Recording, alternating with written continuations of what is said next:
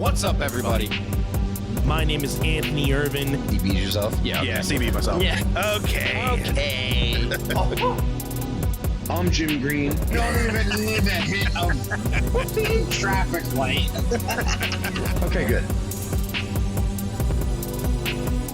Welcome to One set. Have you ever wanted to start your podcast but didn't know where to start? The One Set Bros are here to talk to you about Zencastr. Zencastr is the ultimate-based podcasting solution and now the all-in-one podcasting platform, making podcasting easy. They've sure made it easy for us to be able to record our podcast and our episodes every week for you guys. Once you've set up your account, you're simply one click away from recording a high-quality podcast with studio-quality sound and up to 4K video with your guests. My personal favorite feature is their multi-layered backups, which ensure our recordings are always in the highest quality, even during unstable web connections. And if you thought you needed multiple tools and services for your podcast, Zencastr's all-in-one podcasting platform allows you to create your podcast all in one place and distribute to Spotify, Apple, and other major destinations. Go to zencastr.com/pricing and use our code OneSetPod, and you'll get 30% off your first month of any Zencastr paid plan. I want you to have the same easy experiences we do with all our podcasting and content needs. It's time to share your story. What's up, everybody? How we doing? Welcome back to the One Set Podcast. I'm Jim Green, and you can catch all of our community podcast content on the Facebook group One Set Fam. Again, that's the number one set fam on Facebook. That's where we hang out literally with our One Set Fam, and there's regular posts there. We just coming off of our WrestleMania season. We had a ton of wrestling stuff, but you know, everything else that we talk about on the podcast, we really get our most engagement through there. So you can hit us up there. I am joined by my co-host, my buddy Anthony Irvin. Anth, what is going on? What's up, dude? Welcome back, guys, to another episode, another week. I just wanted to say you guys can catch us all if you're here for the first time. Make sure you guys are liking, following, subscribing to us all at the handle of One Set Pod over on Facebook, Instagram, and subscribing us right here on YouTube and catching our new episodes every Friday at 9 a.m. Thank you to all our OGs, and shout out to the One Set Fam on Facebook, all our people that are over there. Thank you all for continuously tuning in and chatting up with us. And like Jim said, if you're not there, make sure you're joining the Facebook group to join the community. And we have a nice little family over there, so we'd like for you all to join. Guys, so another week. We want to talk a little bit about some like first timer situations, because last Tuesday I did a live stream with my keyboard for the first time. And for those who don't know, I am a musician on the side. Jim is a dancer on the side. But I finally kind of choked up to do my first little keyboard session, because I do some live looping stuff in like a one-man band, and I recently started putting in some keyboard into my set. So in order for me to like build up my activity of getting my piano skills up to par on my level of guitar and drumming, I kind of had to superimpose everything to really start taking time to put into the keyboard. So I've got to the point where I was asked by a friend to do a live stream, and usually I would just do guitar and vocal and just call it a day. But I'm like, you know what? Let me flip the script. Let me do something to challenge myself. And I decided to just do a half-hour set strictly on the piano. And, I picked a couple songs that I felt that I was ready to do, and it was cool. So I felt I wanted me and Jim to talk a little bit about first times that we embarked on doing something new, and something that may have just been out of our comfort zone, like in this situation, or just something that sparked us to make, I want to go try that. And then you realize, oh, it wasn't as bad as I thought it was going to be. And it makes you want to continue to try it again and improve on it. So that was definitely something I hadn't tried in a while, like to really challenge myself and do something. So now it's like I want to do that again, and I can't wait to do it again and just continue to improve on that. So I know, Jim, being a dancer, there's probably a couple times that you've had situations where you were either put in a spot, knowing that you teach as well. Maybe there's been like a spot where, like, a like you were choreographed something you haven't choreographed in a while, or something new, and you're like, okay, this is a challenge for me. I want to be able to put myself in this situation where it makes you feel uncomfortable, but it's a good uncomfortable, you know what I mean? 100%, man. And I did get to tune in when you were on that live stream playing the keys, Yes, and I thank you was for like, that. yeah, was really inspiring, dude. I was sitting here watching you do the thing. I was like, he's really, you know, demonstrating like not getting too comfortable, because I mean, they say life lives outside of your comfort zone, right? Hmm. I love being in my comfort zone sometimes, but at the same time, like Yeah. I just naturally get to a point where I'm like, okay, life feels the same. Like, Hmm. got to switch it up a little bit. Um, Fortunately, with what I do with the dance teaching thing, I get the opportunity to be creative on the regular. So in the Hmm. classroom while I'm teaching the students, um, other than like mechanically, there are specific steps that need to be taught to be fine tuned. But when it comes to creating dances, like it's different every season, it's different every year. So that's kind of like the really one of the upsides to what I do. Um, just like you playing a set, like your set list isn't the same exact set order every single time that you play. Yeah. And the music that you play, like you're learning new songs here and there to be able to incorporate them. Say, yeah, I think I'm going to leave this one out for this one. Definitely, I don't remember my first time teaching. I remember assisting, and I remember one of the first times I was in front of the classroom and the teacher was just on the side, like, kind of take the lead, like, and I was like, all right, I was like 13 years old, I was in 7th grade, and I'm up there, I'm like, these people behind me, a lot of them are in high school, they're older than me, so I felt like a little uncomfortable, Hmm. not a bad way, but just like, this doesn't seem to make sense. I fell into the teaching thing kind of quickly. um so I definitely, now being 38 years old, know both sides of like being a young teacher. And um I'll talk a little bit more about judging. I got to judge a dance competition about a month ago, my second time ever doing that. But I was the oldest judge. The other two judges were in their mid 20s, like Oh, wow. right out of college. So I was like, wow, I'm the old head here. Like, so um I think as far as teaching, um that newness, anytime that I go to teach somewhere different and I'm working with students that I haven't worked with before, there's always a little bit of anxiety as far as like, I don't know if these students of mine, these dancers, are going to even like what I have to offer, right? Yeah. So sometimes it hits, and like sometimes I'm going in with a combination that I'm like, oh, I love this one, and we'll see if they like it. I don't know. And then Right. sometimes I go in with something that I'm like, this isn't one of my favorites, and then the students absolutely love it. So it's kind of like going in blind every time, which keeps it exciting too. But yeah, I think as far as teaching my first class, I know I had a class when I know I had a class of my own when I was a freshman in high school, and I was teaching like junior hip hop, like younger kids. Looking back on it, definitely inexperienced and just finding my way as far as commanding a room. Um, Yeah, and I don't remember you teaching that early. yeah. Um, I had, I was teaching like 7, 8 year olds, like hip hop one. Yeah. So I was just kind of teaching like some basic steps that I knew, putting them together, Right. putting them with music that I liked, that was appropriate.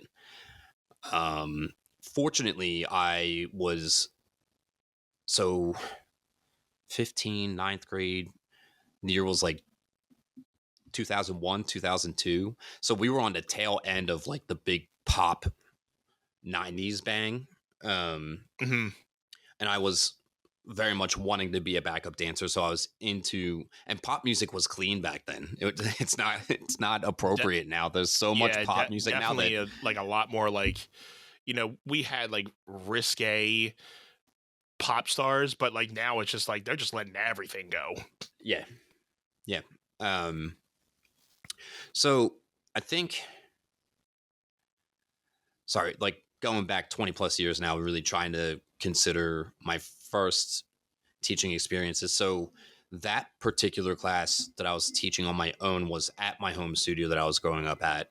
I was teaching at another studio, but I was assisting those classes, which at that point I'd already been assisting for a couple years. So Mm-hmm. assisting became fairly easy because I wasn't the one particularly leading the room. I was just going off of whatever the teacher needed. Like if they were teaching the routine and we were splitting them into groups, and the teacher would take one group and I would take the other group, like that was easy. Mm-hmm. I think choreographing, I've choreographed a couple of like, again, younger kid hip hop routines for recital. I did one for competition, but hip hop for competition in that time, in that studio, hip hop wasn't like a big thing that was majorly successful at competitions anyway. It was just like, okay, we're going on stage to have fun. So like there wasn't pressure to get it 100% right. So Mm-hmm. it was a good fit for me getting into teaching and choreographing. Um, I think I was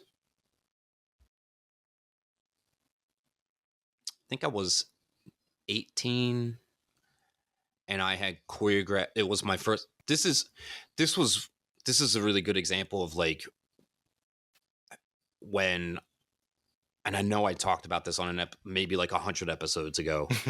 um, I had the opportunity to choreograph a lyrical solo for a student that like a lot of the other teachers and directors were like, oh, we're not sure really what to do with this student. And I was like, I'll take it. And they were like, what? And I was like, yeah, let me see what I can do. And they were just kind of like, okay, because they didn't know what they were going to do with that particular student. Mm-hmm. And it wound up being not like, it didn't go and win everything, but the other students on that team, like it really took them by notice that like, oh, Jim choreographed that.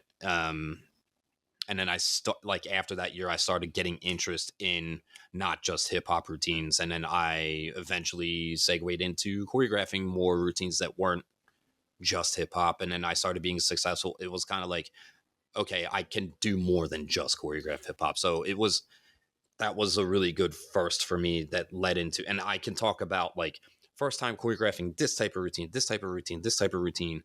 And I won't say that they all hit. Like they weren't all Mm-hmm. like they weren't all. I'm not saying like, oh, I was mega successful. Like everything that I did was a masterpiece. Like Right. that's not particularly the case. But But that first one with like when you got that first like thing of like feedback from is like that was the thing that like sparked you to be like, okay, I can actually choreograph something, and then it sparked you into like dealing with different genres, not just sticking to one. And yep. so it's cool, like you always have that one thing that really gives you that confidence to be like, okay, I can actually do this. And it was the same thing with me now doing a lot of studio work, Mm-hmm. that I had my first client back in the beginning of the year, and then I am just now working on my second client who was working with my first client, and he came to me and said, hey, I liked everything we were doing with said first client, and I have a couple songs, and I liked how everything came out with what you were doing with him. I want you to produce my stuff now. And I'm like, that's perfect, because it's more like you're getting a 2-for-1, and you're seeing that person liked your work from somebody else and he wants that same result for him. So you're doing something right for somebody. And like you said, not everybody's going to like your taste, but it's like at least you're on that right level that you can, inspire or at least just get somebody to be on that level to be like, okay, I want to work with this guy because I know he has good quality or he's a good guy to work with. So, the networking part of it is a whole different ball game of it. But, Sure. there's a lot of different firsts. And just for me being in like a band perspective, because I mean, I was in a hard rock heavy metal type band for our first one, but I would say more on the hard rock side. And then, when we broke up, I went and played in like more of a heavier side metal, and it was a definitely a big transition where Mhm. not a lot of people thought, okay, you come from this, hard rock type of situation, but now you're moving in a totally different genre.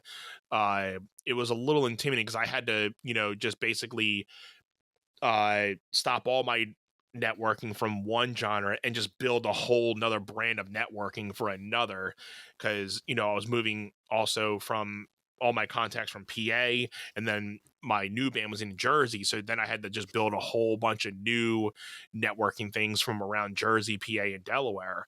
Sure. So it was a little intimidating because I didn't have any experience with writing in that genre, so I had to just build a whole new format of how I wrote. And Mhm. so, but it was just more of like a challenge to it, and I ended up having so much fun in those type of aspects. Then becoming a solo person, that was even more intimidating because I was spending from what the years of like 04, 05, probably even sooner, uh So like 2010, 2011. 2010, 2012 being in bands. So probably about 10 years of being in a band and just being a rhythm person, or just having my time of having my moments of shining in a band, to now just being this one person under a spotlight, and that was never me. So that was definitely the biggest challenge of learning how to just win a crowd by yourself, instead of just not having to be the main person when you're in a band. Now you're up front center and everybody's looking at you. Yeah, So, all eyes on you, bro. Like, and I'm sure yeah. that's the same thing of being a dancer. I mean, one thing of uh maybe you could talk about like your first, doesn't have to basically be your first, but like the first time you were in a solo situation, like one of your solo pieces, like, and you were used to being in a group of people in your group dances, but then being able to have that moment where you were up on stage by yourself, and you're like, okay, I have nobody else to work off of and everybody's looking at me. Mhm. So it's definitely like an intimidation factor, but something that you eventually, after doing it a couple times, then it's like, okay, this is just like clockwork now. Yeah. Um,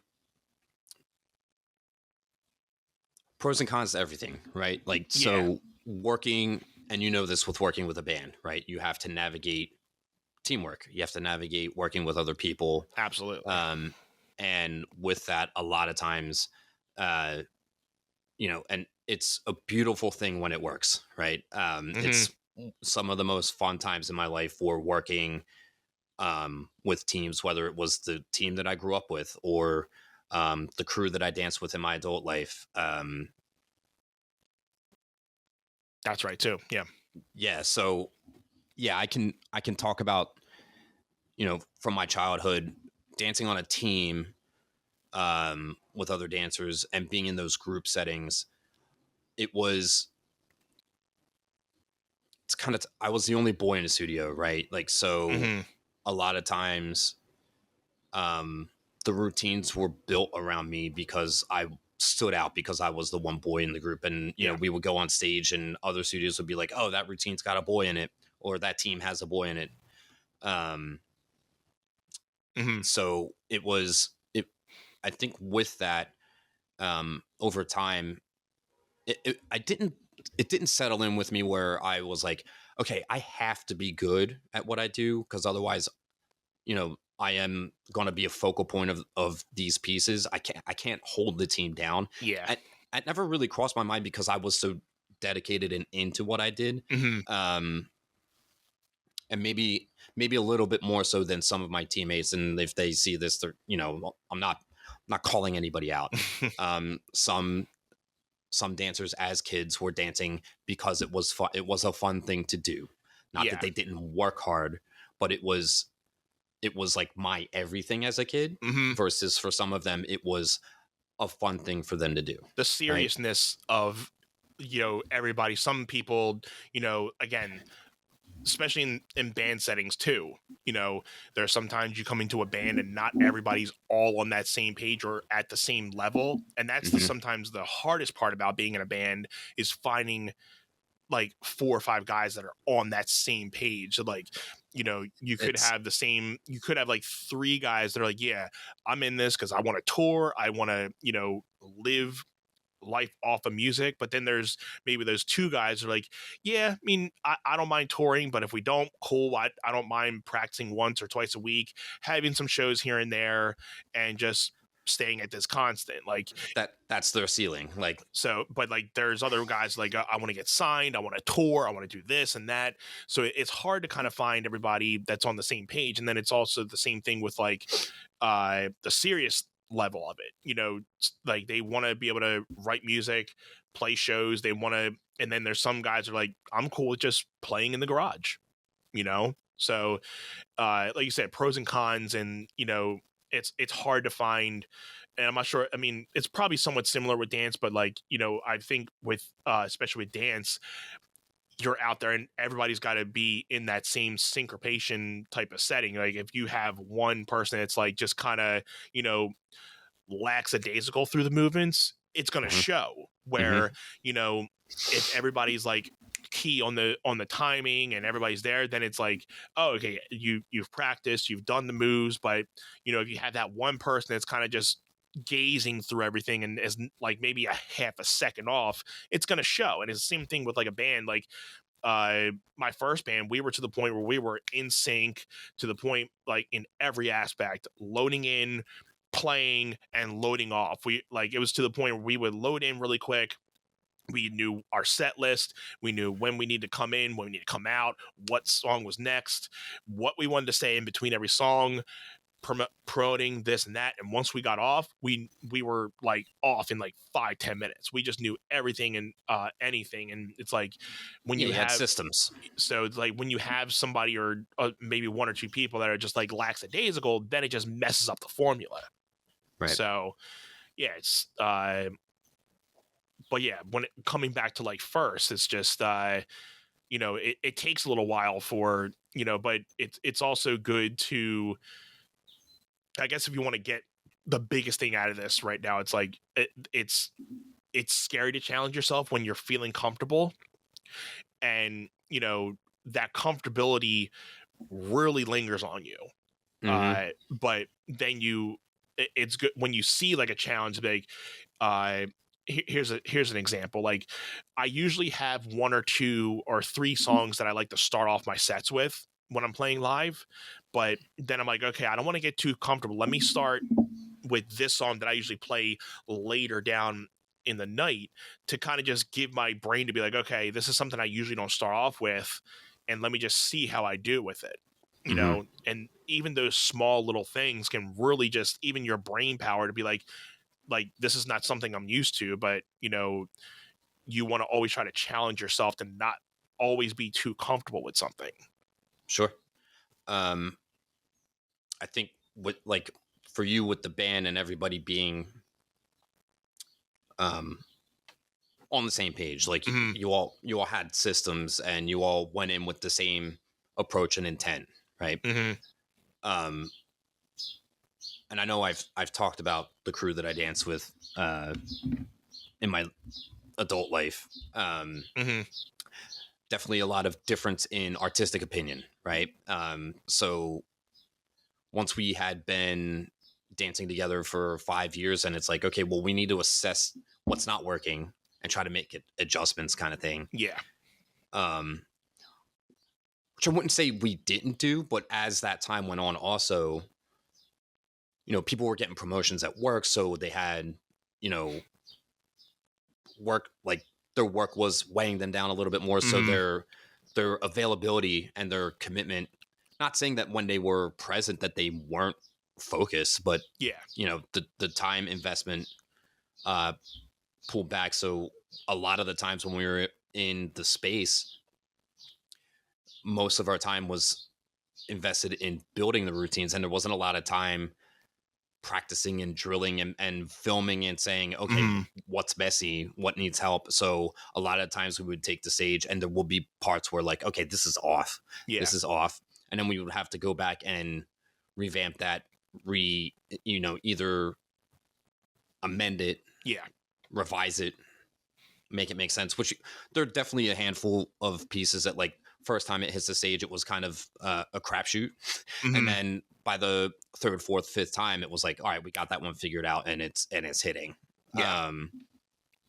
But it would take a while of getting on stage with different tracks that we would perform, and then get them together, and to feel like top to bottom. Mhm. We'd walk off stage and be like, okay, we killed that entire thing. Yeah. I don't want to say it didn't happen often, but there are a handful of times where we walked off, and like we all felt like, okay, we nailed it, Mhm. right? Um, so I mean, as far as being in a group setting versus like going on my own, so I think traveling for Monsters in the convention circuit, like that was. I was like, okay, all eyes are on me building like and networking for myself as an individual, as a dancer. Mhm. Um, I think the auditioning for So You Think You Can Dance, and the validation where I got picked to go to Vegas kind of thing, I was like, Yeah. okay, I must be doing something right. Exactly. Like somebody sees something in you, and you at least know that you have something, and you're not just like having this like bland image of like, I think I'm good but I'm not sure. But then when you have those type of things like that, you're like, okay, I know somebody sees something in me, so I'm going to keep on doing this, because Sure. that goes to my mind all the time. And I think I've told you many times about this, like we've said about the validation stuff of Yeah, we like, talked about. you have times where you're like, I'm not sure if I'm doing the right thing. Am I still like, is it still worth doing this stuff? But then you have Right. those shows, and you have one person or a couple people come up to you, and you're like, dude, that was awesome, blah blah blah, you're good. They need to be booking you here more, or hey, I have this guy that can do this for you, and you're like, wow, yeah, I needed that. Yep. Yep. So I think like with the group setting, it's like if you don't feel like it hit, or if you nailed it, like it's like, okay, it's easy to say like, all right, well, maybe somebody wasn't locked in because they're like your friend, that like they're good with just playing in the garage, like they're just doing it because it's fun, right? Yeah. Most of a lot of the people that I was dancing with in the crew, like they had careers outside of dance, where dance was Hmm. like my situation, where at the same time, like was running a studio with my family. So like that was a lot of where my brain was, and doing the crew stuff was like very much secondary. So Right. I that's not to say like, okay, I was all locked in on the crew because because dancing was my first thing. Like I had the studio that I was running with my fam that was like, Hmm.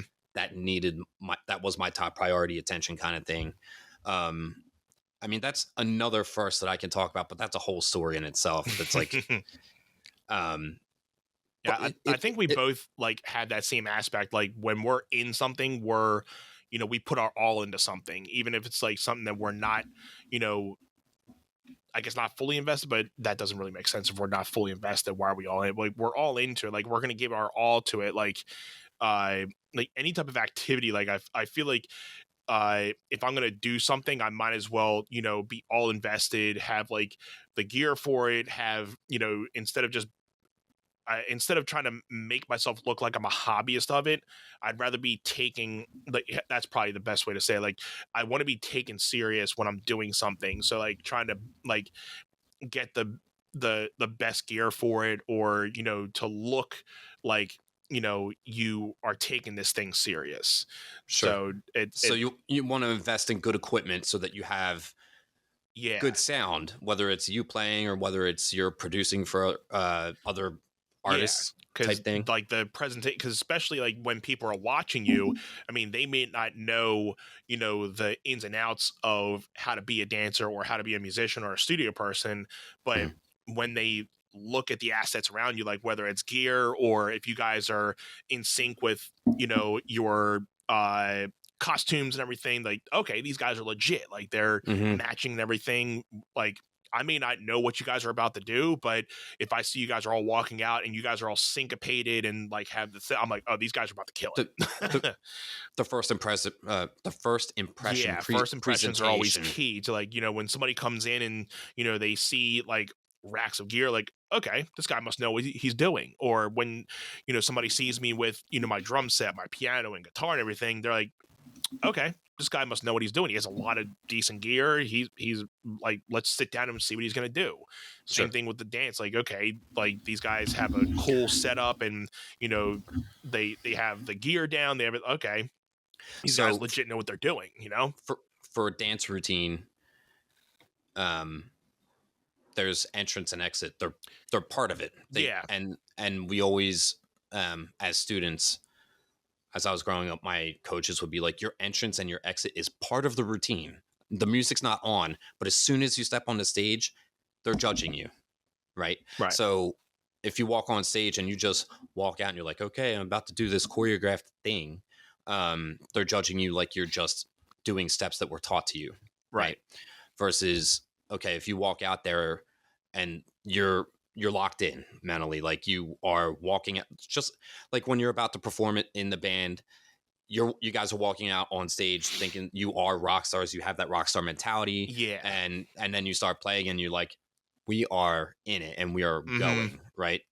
So your entrance, if you watch like the college dance team championships that they had back in January, February, some of them you will watch them come out on stage and they're just all coming out, they're walking however they want, like just casually, Right. and then you watch the people that are winning and they're all on the same foot, they're all walking, Yep.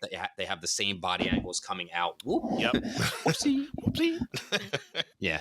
Yeah, it but definitely, like, again, it's first that first impression, impression. it Yep. definitely gives a lot of like, okay, these guys have, like, they're seasoned. They know what they're doing, instead of like having some people that are just all coming in out of different and like walking to their spots, like instead of walking in as a group, Yeah. Yeah. It's as a hobby versus, okay, this is putting food on the table. Like that's that's the difference kind of thing. If we want to talk wrestling, Logan Paul is the best example of this, because the guy, Right. I mean, he literally Putting in the time, putting in, like, he's taking it, you can tell he's taking it serious. So for yeah, sure. he's, Yeah. from his first match to now, it's like, okay, this guy's got no business being as good as he is, and it's because he's literally locked in. When he's when he's training for it, he's not distracted by thinking about anything else. He's not thinking, oh yeah, I'm just kind of doing this. He's not kind of doing this. He's actually doing it. Yeah, he's not just doing it to gain more followers or just to like do it for the gram, or like he's definitely putting his time in, and like you can tell like this is something of like a dream that he's wanted to do, and he's putting his effort into it, the time. So when he's out there, he's decently good on the mic. It's not like you believe him when he's on the mic. It's not like he's forcing what he's talking about. Well, he's a YouTuber, so he knows how to bullshit, and he knows how to mean what he says and say what he means, right? Like, so Absolutely. and he has the wrestling to back that all up. So yeah, definitely the complete package of like somebody that just you would never think that would just come off of being like YouTuber and then just going into a WWE ring and having those type of matches. It's like, okay, well, it's watching your favorite basketball player, right? Like, Michael Jordan wasn't as great as he was just because he was having fun with it. Like it's what he did. It's going to be cool to see him on the screen doing the thing. Yeah, I'm pretty stoked. I can't wait for him to see, like, talk about the new up and coming people, and how, because Shaq and Barkley on the Inside NBA are just total like dogs about just talking about the upcoming guys and how they used to work it, but then giving their good criticism, giving their negative criticism about it too. But So it's it'll be interesting to see Jordan's take on everything. yeah, because I mean, you're talking about one of the greats who played it, and basically transition the game for a lot of the guys that are playing now. So it'll be interesting because I mean, you've seen in little interviews how he felt about LeBron, how he's felt about Kobe over the years, but now seeing him hopefully on like a weekly, version of how he's analyzing the game, it's gonna be interesting how he feels. Yeah. Should we talk about, to end this on our first times, what we're going to be doing for potentially doing for episode 200? Because I think we've both kind of solidified what we want to do. Yeah, I was just gonna quickly say, like, I know I've talked about working at Wawa before on here, but like Yeah. so that's outside of like my passion being dance, like getting a job where I was like, okay, like I wanted to make a little extra money. Mm-hmm. It was in the early years of running the business where like the business wasn't exactly feeding me. Yeah. So I was like, okay, I'm going to get a job at like a local convenience store. Right. For those of you that don't live in the Wawa region that are watching. So I was pretty nervous. Like I was going to be in customer service, like navigating people that were coming into a store for whatever reason, whether they were buying, ordering a sandwich, or if they were buying goods that were already prepared, or coming in for coffee. Like I started on third shift, so I kind of had to learn how to do a little bit of everything in the store. But then when I went to first shift, I was on the coffee station, which I was like, the coffee station is one of the most stressful parts because it gets so busy in the morning. Yeah. But I was like, I'm going to make this work so that I can, like, I'm going to figure out how to get good at this so that people aren't standing here waiting for their coffee. Right. So, yeah, I could definitely talk a little bit about something after you're done with this one. Yeah. Yeah. I got good at that to the point where people were like, I literally come to this Wawa because I know that you work here. And I was like, cool. And then Perfect. they put me on register, which I was super anxious about handling people's money and messing up like the transaction. It's tough because I did that working at the movie theater for my first job, and just taking their concession stand orders and stuff, and dealing with people and dealing with money, because there's times where people are like in a good mood. Then there's times where people are in like the not so good mood, and they just want you to get their money back, get their food, and keep on going. But you're like, I'm not really having you today, buddy. Just especially when the company you work for in your training, I'm sure, talks about the customer experience. Like part of them coming to the movie theater is like, hey, if they want their snacks, they want the person ringing them up to be happy-go-lucky, right? Yeah, so and I can only imagine how it. Like, I mean, I've obviously gone to Wawa in the mornings, but I can only imagine just being on the other side and just dealing with like the string of customers in the morning because everybody's in a rush, getting coffee, getting their items, but like, hey, and the one person that's running late to work, hey, I need this now, blah blah blah. Just I've had that customer service experience.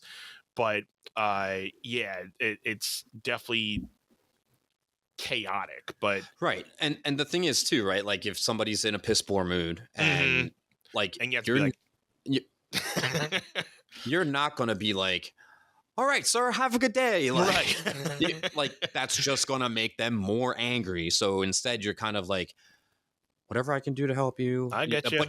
But you don't say that. Like you literally say, all right, have a good one. Yeah. Or thanks for choosing Wawa. Like, yeah. My whoopsie pleasure. Yeah. Hey, I love you too, buddy. Like, Chick-fil-A always saying my pleasure always got me because I was like, I know that that's scripted and you're just saying it because you have to. I've never really noticed them saying my pleasure until like the last couple years. And I'm like, it was something that, having worked at Wawa and when I was working there, that the boss would talk about. You go to Chick-fil-A, they say my pleasure all the time. And I was like, I guess they do. And then I would go and hear them say, and I'm like, oh yeah, they definitely do. Yeah. So, I mean, yeah, like working behind the register and dealing with people, like I definitely got good at it. Like I made sure I got good with it because I was like, if I'm going to be standing here for 10 or 11 hours, I better make the best of it. Right. Mm-hmm. So, Yeah. what were you going to say, man? So with my new job, I just got my final like access granted for these little pieces of equipment that I got to use for my environmental monitoring uh, stuff that I'm doing. So I thought I was going to be starting it last week, and I think I might have told you off air that I was going to be starting this stuff, but then they took me off of that task and just put me in the lab and did another type of task within the lab, which was something still new to me, but it wasn't what I thought. But I did it pretty well. And each of the 2 times that I was in the suites last week, each of the people that I was with, they're like, "You did a great job." So I'm like, "Cool." Again, validating to the point where like, okay, I know I'm doing it right. At least people are giving me good feedback. But I just got my full access, so now I can actually start doing this environmental monitoring task that I was certified for, which took me about an extra month to get on shift for.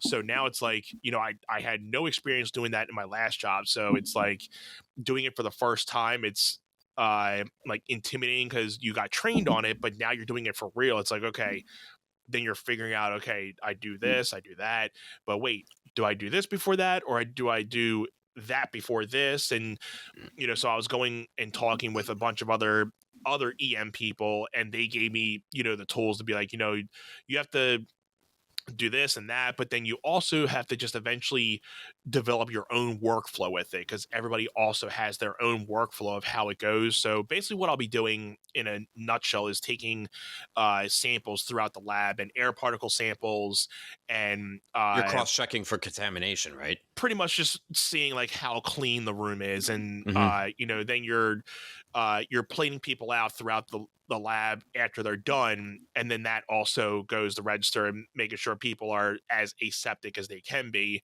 while in the lab dealing with the products. So with what the EM person is doing, it's different than what the batch record of what the people around the lab are doing. So you're having a separate task than what they are. So like I got my access, and now it's like, okay, I know I'm probably going to be put on it this week. So it's like intimidating, but also it's like the challenge of doing something new. But it's like, I'm also in my mind, like, I just got to get the first one out of the way and just do it. And then once you're like, okay, wasn't it just like in the beginning of what we were just talking about, doing like the keyboard set? Like I took a challenge, and I'm like, all right, maybe I dug myself in a hole. Let me try to really make sure if I can have a couple songs to play. Played them. I thought they went pretty well. I'm like, all right, it wasn't as bad as I thought. I feel it's the same way how I had to, go with this. It's like, I know what I got to do, but I just have to get that first one out of the way. And then it could just be to the point where like, okay, it wasn't as bad as I thought.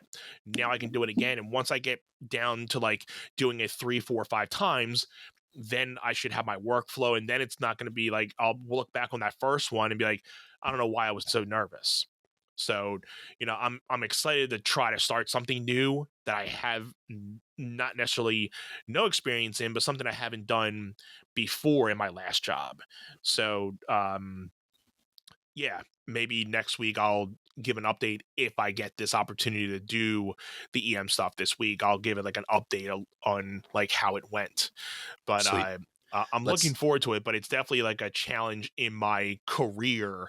That it's like, it's a challenge, but just getting the first one out of the way and then just improving on little things as it goes. So definitely on the same aspect of what you were saying on, landing a job, and then just learning how the aspects of a new job goes. It's definitely intimidating going through something new, because again, what this whole thing we've been talking about is comfortability and living outside of your comfortability. So just hoping on good vibes from it. And I guess we can both say, if anybody's watching this episode, don't be afraid to try new things and go outside of your comfort zone, because if you live in it too long, you can just be trapped for years, and you can just have things go by, and you can just end up thinking, oh, what if I would have taken that new job, or what if I would have done that one thing and I just let it go by because I was so comfortable. Yeah, you miss 100% of the shots you don't take, right? So like Perfect. you literally you could change your life by doing something that's just a little bit different, right? Yep. I know, like, personally, making adjustments, it was tough coming to terms with like making real life adjustments, but like I am so happy in where I am now versus where I was 6 months ago, Mhm. right? Like, so um it's like being able to navigate obstacles, like it's different, but I'm in a better headspace to do these things. And Mhm. I like, and feeling like, okay, that didn't work, and reassessing the situation. Like, tomorrow's another day, try to figure it out tomorrow. Like, and as far as like just living outside of your comfortability, it's something that I try to preach to my students when I'm teaching them something that's a little bit different in tone, like, or Mhm. style, so that I'm not just catering to their favorite or preferred, so that I can set them up for better success down the line. Because it's Yeah. like, as a dancer, you have to be open to different things, especially like the art scene is ever evolving. It's always changing, right? Yeah. So like what was cool 5-10 years ago isn't what's in now. So you have to be able to adapt and shift. I can make the same I can create the same little dance combination and teach it at the 3 studios that I'm at. It's going to hit different everywhere, because every classroom, every set of students, they're going to receive it differently. So just preaching, being open and adapting to new things is part of my job. So it's like, it's pretty cool. I'm glad we were able to talk about all these little new things. Yeah, the new news. We got the episode 200 challenge coming up. I'm pretty stoked, because we talked. I think I pitched this. What are we on? Like episode 176 now? This is 176. I think I pitched this like 20, maybe 35 episodes ago. 35 I sounds think like it a was lot. around the 155, between Once, something between 155 and 160, something like that. so 15, 16 episodes ago was like 4 months ago. That sounds right. I think it was like February, and I was like, Yeah. that gives us like a good 10 months, maybe 8 months, Mm-hmm. 40 weeks. Now we're down to like 24 weeks before episode 200. So it's like, all right, we got to get this ball rolling on this challenge. We got to tap into our own kind of like, okay, let's get this ball rolling. But yeah, so what we pitched, I know Jim had put his pitch out there for what he wants me to do. But I don't think I fully put on what I want Jim to do. So the whole thing of what we did in our 100th episode, and you guys can go back and find our 100th episode. We'll put the description in our link. I had a song that I didn't fully have, recorded, mixed, and mastered yet. So I finished that. I recorded a song and released it, and Jim had made up a dance and released it as well. So for this one, we wanted to kind of flip that in a way where we wanted to challenge whether both of us can do the opposites hobby. So for episode 200, I am going to be dancing on a thing that Jim picked for me, and then I'm having Jim do a guitar session thing on something that I picked for him. So I'll have Jim explain the one that I'm going to be doing for him. Yeah, so I think I gave you the option for 3, right? Yes. And I'm almost positive that you're leaning on that Thriller track, right? I am going to do Michael Jackson's Thriller. Yeah. So iconic dance moment. It's not the whole song. Like, we're both not doing whole songs. I think it's like a certain section of a certain song. Yeah, you're doing the like iconic dance breakdown sequence from Thriller.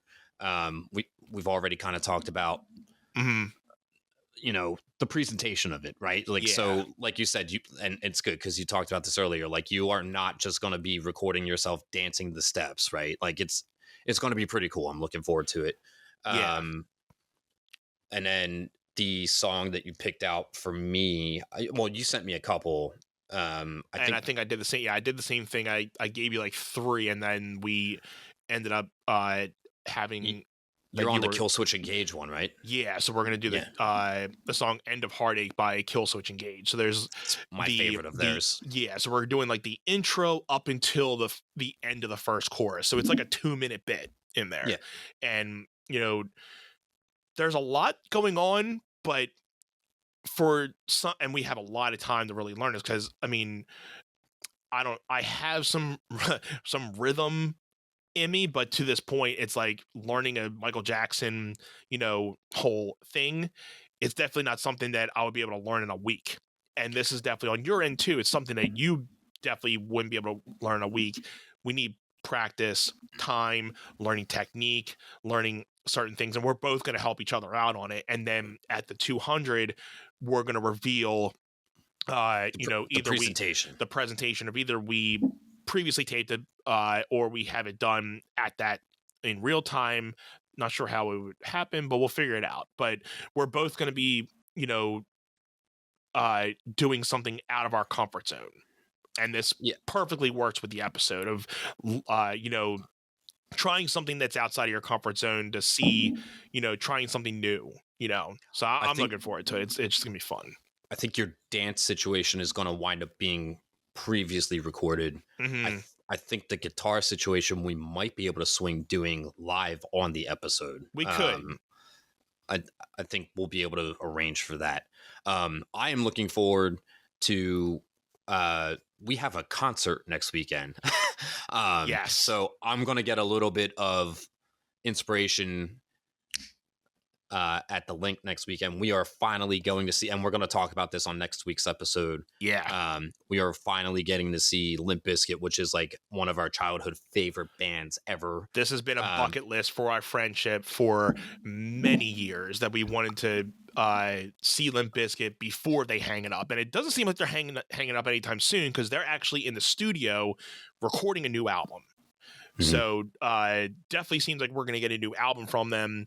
But this is like, I've seen Limp Bizkit twice, but this is the first time I think they're going to be playing a pretty elongated set. I would like to think they'd hopefully are going to be playing for at least 45 minutes to an hour.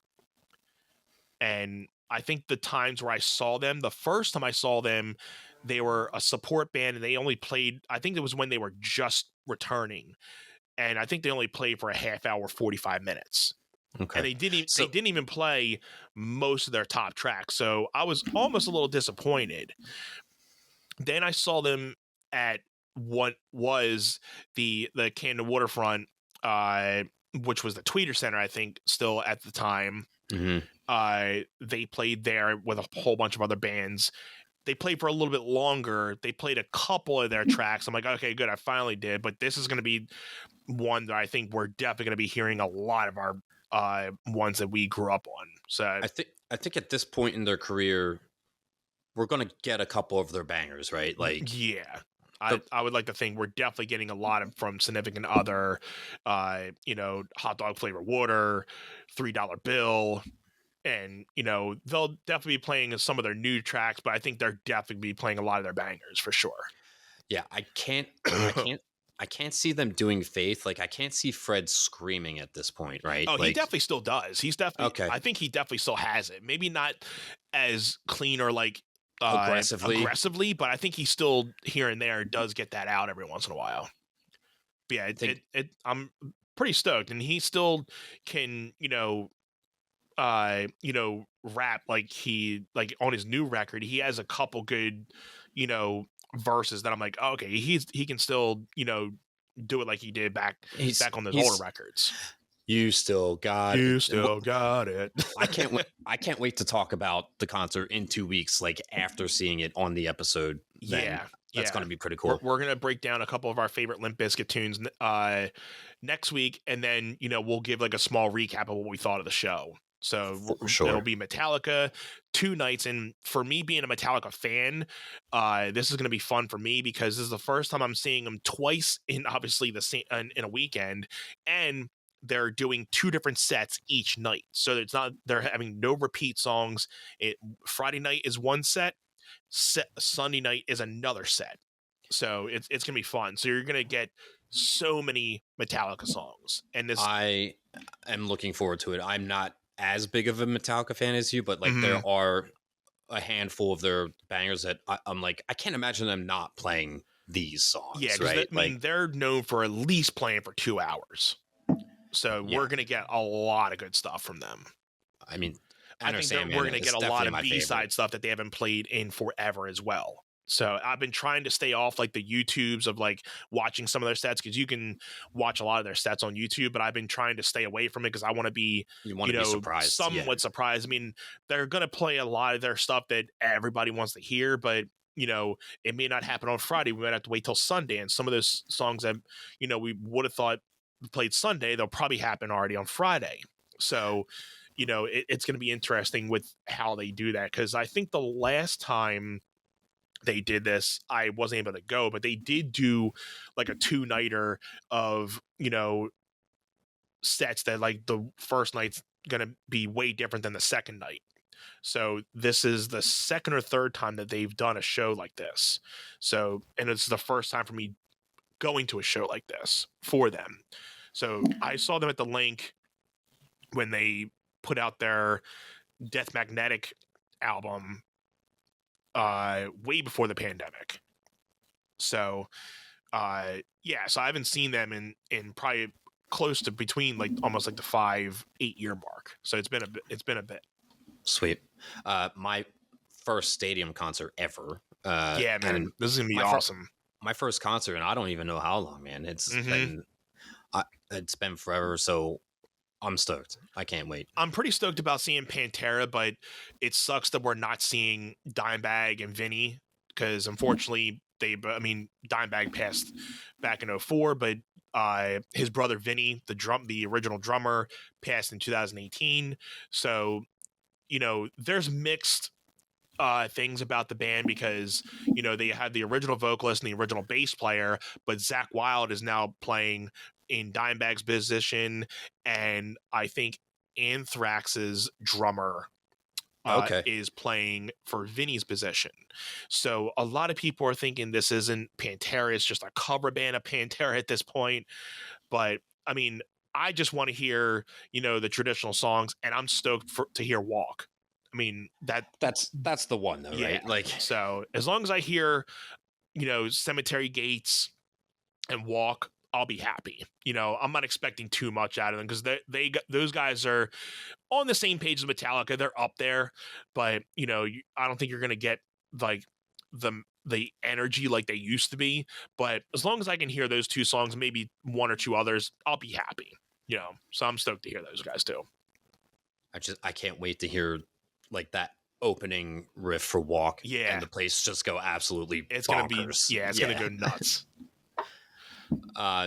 And thank you so much. This was a good episode. Yeah, man. Guys, awesome episode. Again, if anybody's in their space of like living in a comfortable type of situation, don't be afraid to try something new and get out of that comfort zone, because I, for one, had a situation where I had to be thrown out of my comfort zone and put into a new situation, and it was scary. But now that I've come into the new situation with a new job, I'm glad that it happened, because I would have never left my old job if those things would have happened. And I'm sure with same situations, Jim has had those type of situations too. But for both of us, we would definitely agree that try not to stay in that same comfortable zone for too long.